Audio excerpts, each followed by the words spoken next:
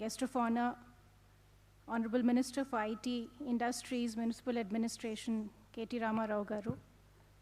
Distinguished guests, Lieutenant General Satish Dua, Chief of Integrated Defense Staff, Dr. Christopher, Secretary, Chairman DRDO, Dr. G. Satish Reddy, Scientific Advisor to Raksha Mantri, Alka ma'am, Tessie Thomas ma'am,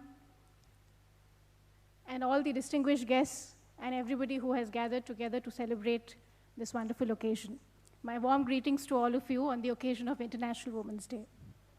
It's a proud privilege to be in DRDO today.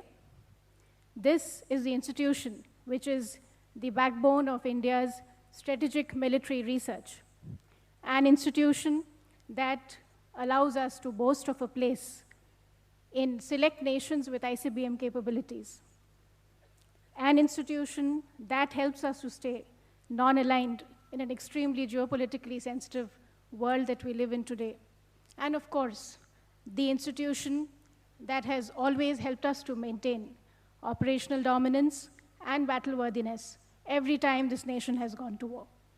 I salute all of you, the scientists, the technical advisors, the non-technical staff who make up this great organization. So when Tessie ma'am asked me to join all of you today, I was wondering what I should talk to you about. Thought to myself, these are scientists, highly qualified people who have dedicated their life to a very serious task, science and technology, R&D. I'm sure a task which means that every other priority in their life takes a backseat. Men and women, irrespective of their caste, their religion, their upbringing, their gender, come together, work in tandem, and achieve something which is bigger than their individual name and fame. They contribute to the nation-building cause, to its security concerns. And for this, to my mind, is what makes great organizations. As we move towards a more equal and humanist world, I repeat, not a feminist one, but an equal and humanist world, we must begin to realize and recognize that leadership and competence has no gender. I'm sure all the women out here will agree with me that our mothers and grandmoms have put us on a very strong platform. They, during their time, would have fought very pitched battles for issues that we take for granted today. The right to want to study, the right to want to work, the right to want to marry someone of their choice, and sometimes even the right to want to take decisions on behalf of their children who they brought into the world. So they have given us a strong legacy, and I think it's up to us to internalize the revolution and take it in the right way forward. I truly believe that the world is ready for us. The question is, are we ready? Do we have the skills, do we have the competencies to truly deserve a rightful place in the workforce? When young administrators join the service, I say young because in spite of all the kind observations made, I'm not so young anymore, I'm almost 40. And young administrators do ask me nowadays as to what I think are the attributes of a good officer. So I often try to tell them in simple words that one must begin by trying to lead the self. That's a very difficult task. It means having commitment to your goal, to what you want to contribute to your chosen field of work, to have a long-term vision of where you want to see yourself. And that involves consistency of thought. We may be flexible in the modalities, we may be flexible in the way we would like to achieve those goals, but consistency of thought is extremely important to leading the self. Good communication skills. Every time a leader speaks, he or she should hit target. That should be the impact of the communication skills. And of course, there has to be core integrity and courage to take a stand, to stand up for others who you think deserve that. And once, when you think that you have a grip on the self, then we may try and attempt to lead others. It means setting a direction. One can never forget that people come from different backgrounds, different prejudices, and getting them to commit to the common conscious is extremely important in order to achieve the objective that the team has set out to achieve. It means aligning your forces. I'm sure all the managers out here, the senior directors out here will agree with me that there are different skills in different people. Some people are good at strategizing, some people are good at supports in logistics, and some people are good at executing. So we must choose and align the forces in the right way. And sometimes there are people that you keep thinking hard, what are they capable of? Do they really belong to the organization? But that's where our skills as a leader comes to the forefront. Every human being has something to offer. It's up to us how to extract and how to make him or her a productive asset in the organization. And I think beyond this, I will not try to decode leadership for you, especially in the presence of K.T. Ramarao Garu, who is a very visionary and young leader and who will, I'm sure, enlighten us more on leadership when he speaks. So is it that easy? Is it that easy, ladies out here? We learn to lead ourselves, lead others, and are we, assured a sure shot success in our careers? It's not easy. Very true. But I would also like to say here that the obstacles in the obstacle course is something that you need to be conscious about. You need to negotiate. And largely, it has to do with our own conditioning. I say this with whatever little experience I have seen of different women in different organizations, that women sometimes hesitate to take on new responsibilities. We often underestimate our own abilities. We often think when a new responsibility is assigned that we don't know how to do a particular job. But let me tell you that that might be an advantage. Learning to do it your way, going away from the beaten track, may actually yield better results. So never be afraid to take on new responsibilities. Also, in a study involving certain HR organizations, a very interesting bit of trivia was shared. And it says that, with due respect to all the men here, that men tend to overestimate their potential, whereas women try to underplay their abilities. And that's the reason why women are often promoted based on their past achievements, and men on perceived potential. So this is where we need to think straight.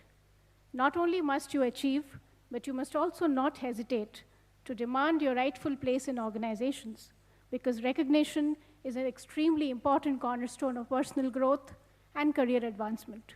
You must learn to keep yourselves motivated.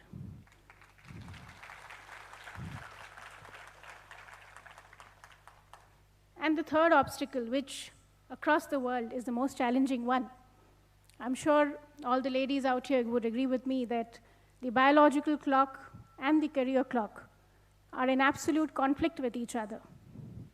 That is the age when a woman is expected to have a family, to look after young children, and sometimes take on the responsibility of aging parents. It's also the time when organizations decide to either have you in or write you off. So that is something which we need to challenge ourselves with. And the only thing that I can say here is that by all means, when you need to take those decisions of raising the family, of taking a break, please do so. But don't leave mentally till you actually leave on that particular day. Be in your job, be consciously focused till the day that you're actually working. And when you are done with those responsibilities, don't forget to come back and join the workforce. We often complain that there are not enough women at the top, not enough leaders, not enough CEOs, not enough policymakers. The fact of the matter is that not enough women stay in the workforce to be able to reach those positions. So you must motivate yourselves to come back and let the job be interesting enough to hold your attention. So therefore, you must look at sectors which actually challenge you, which actually have the potential to get the best out of you. And here I think the role of policymakers, leaders, is extremely important. We must create the ethos and the ecosystem where women feel motivated to come back and contribute and grow. Again, a small snippet I'm sharing, I'm told in the Scandinavian countries, when an HR team looks at the promotion eligibilities of men and women, they often look at whether a man has availed his paternity leave. And if he hasn't, then eyebrows are raised. Well, I hope the day is not far when in India too, we have similar ecosystems in place where it is recognized and accepted that men and women have to share life's responsibilities equally, and that it should be a given. Here, in fact, I would like to share with you proudly an initiative of the Telangana government where it intends to support the livelihood loss caused to an extremely poor woman, maybe an agricultural labor, a coolie who goes to the fields and works.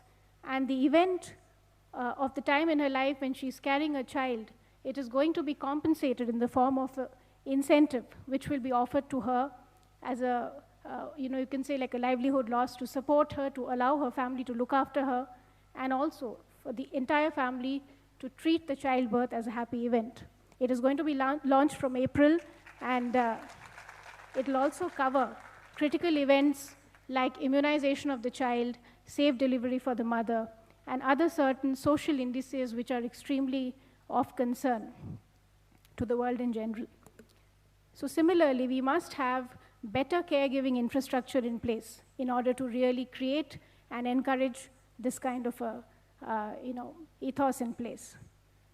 Well, I think I've already overshot my time, but I'd just like to conclude saying that I'm extremely optimistic that the future is going to be a very exciting place. And in specific, it's going to be a very exciting workplace where caregiving and breadwinning will have equal respect, where a man will have the right to choose which role he wants to play without anybody questioning his manhood. And women will be represented at 50% at every level in every workforce. I hope the day is not far when we have 4,000 women scientists in DRDO as against your 7,000.